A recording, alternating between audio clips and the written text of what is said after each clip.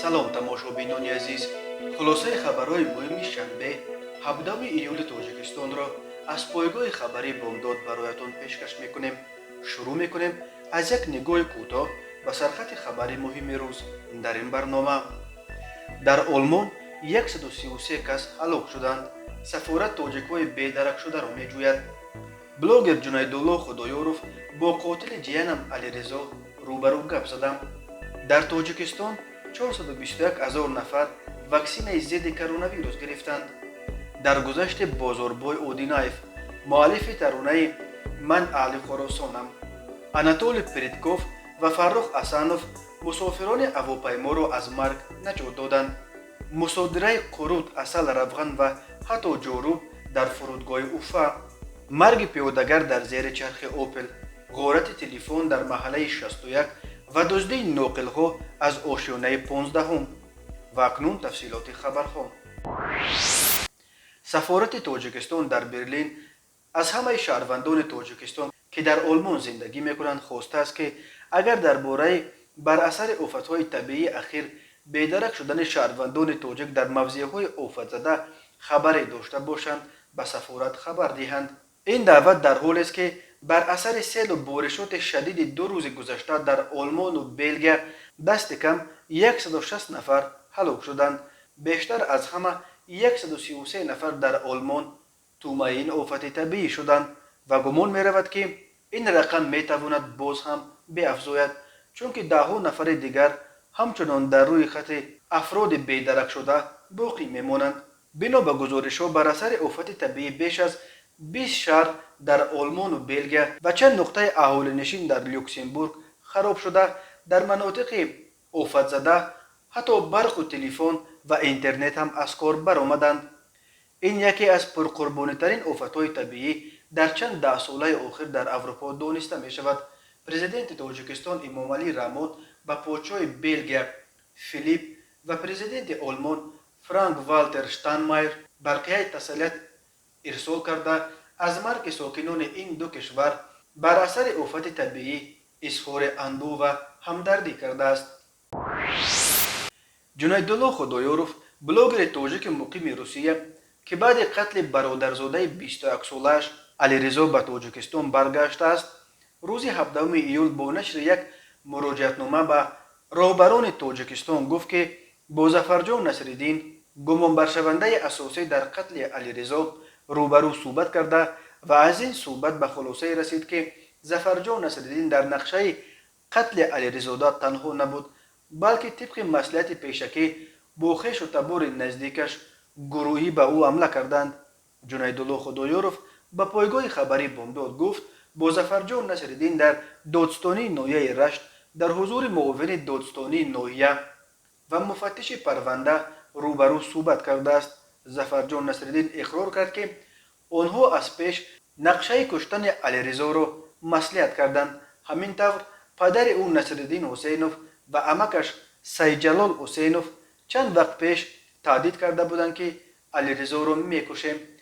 ҳамин гуна ним сол пеш дар вақти бозии волейбол Ҳусейновҳо ба зидди Алирезо аллакай як бор корт кашида буданд. он вақт бачаҳои деҳаи Яшм онҳоро халос карданд.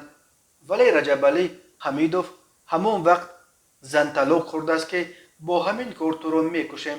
иттифоқан Алирезоро бо ҳамин корт куштаанд, гуфт Ҷунайдулло Худоёров. ӯ аз роҳбарони кишвар даъват кард ки ҷараёни таҳқиқи ин қазияро зери назорат бигиранд ва нагузоранд ки гунаҳгорон беҷазо монанд. ба гуфтаи Ҷунайдулло Худоёров, ҳарчанд дар қатли Алирезо дасти кам 5 нафар иштирок доштанд, як нафар Зафарҷон Насриддин ин ҷиноятро ба кала гирифтааст ва дигаронро баъди як рӯз аз ҳабс озод карданд. ёдовар мешавем, рӯзи 12 июл тахминан соати 18:00 дар деҳаи Яшт Зафарҷон Насриддин бо корди шикорӣ як маротиба ба тарафи чапи қафаси синаи Алирезо Худоёров зада, сипас аз ҷои ҳодиса ғайб шудааст. вазорати корҳои дохила гуфт ки ӯ ин кушторро дар заминаи хусумати шахсӣ анҷом додааст. Алирезо Худоёров донишҷӯи соли дуюми риштаи ҳуқуқи донишкадаи омӯзгории Раштро дар ҳолати вазнин ба бемористон бурданд, вале ӯ дар рӯи кати ҷарроҳӣ ҷон дод.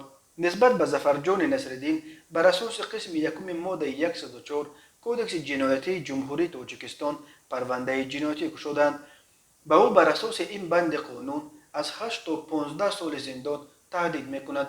اما معلوم نیست که آیا نسبت به آنهایی که در لطکوب علیرضا به ظفرجان هم دستی کردند نیز پرونده باز شده است یا خیر. بازار اودینایف آوازخوان انسامبل ششمقام ولایت ختلان روز 16 ایول در خانه‌اش در دهه دانیارقل نویه کوشونیان در سن 55 از عالم چشم پوشید. به گفته یکی از نزدیکانش بازاربای اودینایف چند روز آخر از بیماری مانند به کرونا ویروس رنج میکشید و در خانه طبابت میگرفت. بازاربای اودینایف قبلا در مکتب موسیقی شهر بختر به شاگردان درس میداد و اخیرا به انسامبل ششمقام به کار گذاشت چون میخواست برای ایجاد وقت بیشتر داشته باشد. در مکتب شاگردان خیلی خسته هم میکنند. میگفت اکنون آرزو داشت که همه ترانه هایش را گرد بیاورد و در استودیوهای حرفه‌ای ثبت و کلیپ کند، ولی عمر وفایش نکرد. گفت یکی از دوستان بازاربای اودینایف به پایگاه خبری بام داد. بازاربای اودینایف ترانه زیاد نداشت ولی در انتخاب هر ترانه زحمت زیاد میکشید و از این رو ترانه های را انتخاب میکرد که مضمون بلند داشته باشند. من اهل خراسانم ای وطن 40 دختران از جمله ترانه هایند که از این آوازخوان به یادگار ماندند. در سال جاری بازاربای اودینایف دست کم چهارمین هنرمند تاجیک است که قربانی کرونا ویروس می شوند. آوازخوان شناخته قربانعلی عبداللهیف هنوز در اول سال ماه ینور از کرونا ویروس فوتید.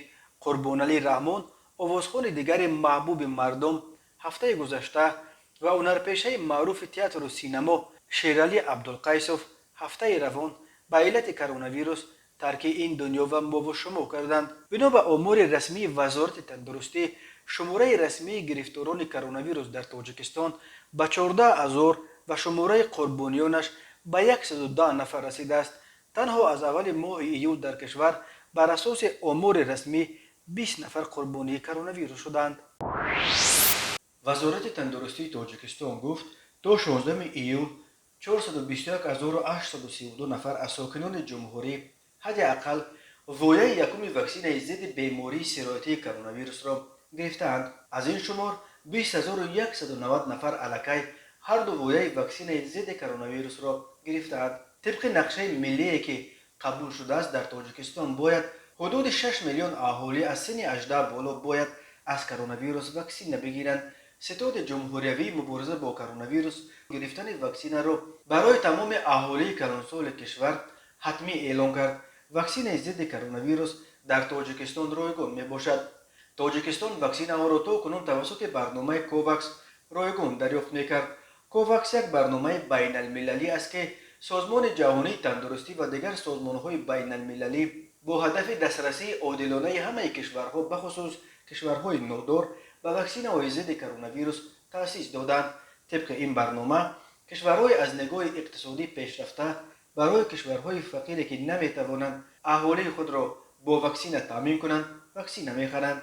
تاجیکستان نیز عضو کوواکس بوده ماه مارس در چارچوب این برنامه 192,000 وایه واکسین استرازینیکا دسترس کرده و ماه آگوست باید باز همین مقدار دیگر بگیرد.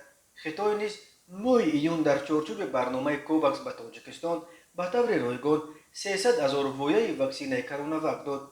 مقامات تاجیکستان نقشه دارند که از حساب گرانت‌های جدا کرده بانک آسیای رشد توسط صندوق کودکان سازمان ملل یونیسف از شرکت خطایی سینوواک که واکسین کرونا وک استحصال میکند بیش از 3 میلیون واکسین دیگر بخرند. در همین حال بنا به آخرین آمار وزارت تندرستی که شام 16 ایول نشر شد در یک شبانه روز آخر در تاجیکستان 37 حالت نو گرفتاری به کرونا ویروس ثبت شده. 28 نفر بعد معالجه از این بیماری شفا یافتند. شماره عمومی گرفتاران کرونا ویروس از آغاز پاندمی در تاجیکستان طبق آمار رسمی وزارت تندرستی به 14,037 نفر رسیده است که از این شمار 110 نفر فوتیده، 13,659 نفر یا 97.3% از شماره عمومی گرفتار شدگان شفا یافتند. منتقدان بر اینند که شماره واقعی گرفتاران و قربانیان کرونا در تاجیکستان میتواند خیلی بیشتر از رقم رسمی وزارت تندرستی باشد. روز 16 ایول هر دو محرک هواپیمای ام-28 شرکت سیبیرسکaya لегкая авиация سیلا هنگام پرواز از شهر کدروی ولایت تومسک به مرکز این ولایت شهر تومسک ناگهان از کار ماند، ولی به خلبانهای هواپیما آناتولی پریتکوف و فرخ اسانوف میسر شد که در بین جنگلستان یک میدان خالی را پیدا کرده هواپیما را بنشانند. خوشبختانه کسی از 19 سرنشین و مسافران این هواپیما که در بینشان 2 کودک نیز بود آسیب جدی ندیده است. فقط وقت فرود آوردن هواپیما پای خلبان پریتکوف شکسته است. فرخ اسانوف به ژورنالیستان گفت 2 محرک از کار برآمد، دوامش را کمیسیا باید تحقیق کند. ما وقت فکر کردن نداشتیم، باید کار خود را انجام میدادیم. از همه مهم این است که همه زنده و سلامتند. فرخ اسانوف زاده آسیای مرکزی بوده. بنا به دایره دوستانش در صفحه‌اش در فیسبوک با ترانه هایی که گوش میکند ظاهرا از ازبکستان است. فرخ اسانوف اکادمی دولتی پرواز اوکراین را ختم کرده در شرکت هواپیمای سیلا همچون خلبان دوم کار میکرد. در شبکه‌های اجتماعی همه به این 2 خلبان برای نجات جان مسافران احسن و آفرین میخوانند و مینویسند که پریتکوف و اسانوف سزاوار عنوان قهرمان روسیه اند. ریاست روسلخوزنتزار جمهوری باشقردستان خبر داد که کارمندانش از 9 تا 15 ایول در فرودگاه اوفا از مسافرانی که از تاجیکستان و آذربایجان می آمدند 10 کیلو محصولات خوراکواری ممنوع را مصادره کردند. روسلخوزنتزار گفت مسافران این محصولات را بدون اسناد فیتوسانیتاری میخواستند به روسیه وارد کنند. از 12 مسافر در مجموع 42 از 13 کیلو محصولات از جمله عسل، قروت، روغن مصادره شده. روسلخوزنتزار گفت که این همه محصولات را با مقصد به قلمرو باشقردستان را ندادن بیماری‌های سرایتی نابود خواهند کرد. در عکس‌های نشر شده روسلخوزنتزار باشقردستان دیده می شود که مسافران بیشتر از همه قروت مصادره کردند، ولی در بین محصولات مصادره شده حتی یک جوراب خانه‌روبی هم دیده می شود. روسلخوزنتزار چند سال باز از خارج به روسیه آوردن بسیاری از نوع‌های محصولات غذایی و رستنی را محدود کرده است. این محدودیت‌ها بعد خروج کرونا ویروس بیشتر کرده شد. این اداره قبلا درباره مصادره 10 کیلو محصولات غذایی اساساً قروت، عسل از بغاج مسافران در فرودگاه‌های اومسک، ولگاگراد و ساراتوف نیز خبر داده بود. اکثر این مسافران از تاجیکستان می آمدند.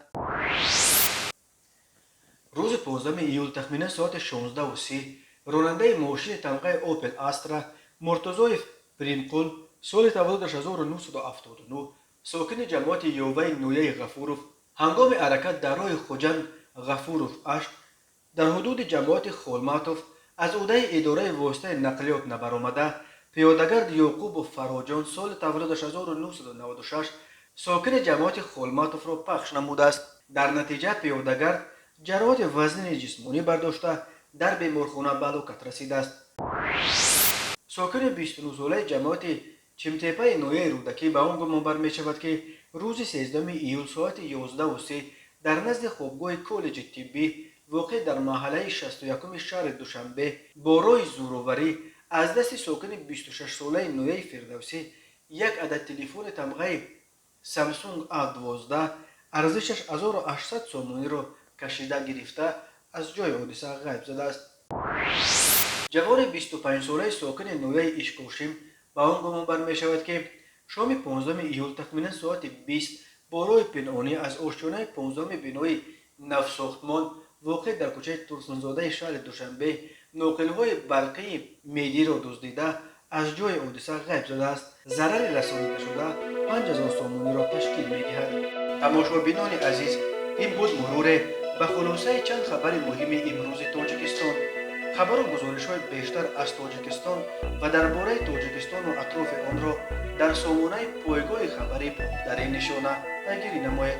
www.bomdod.com خوش باشید.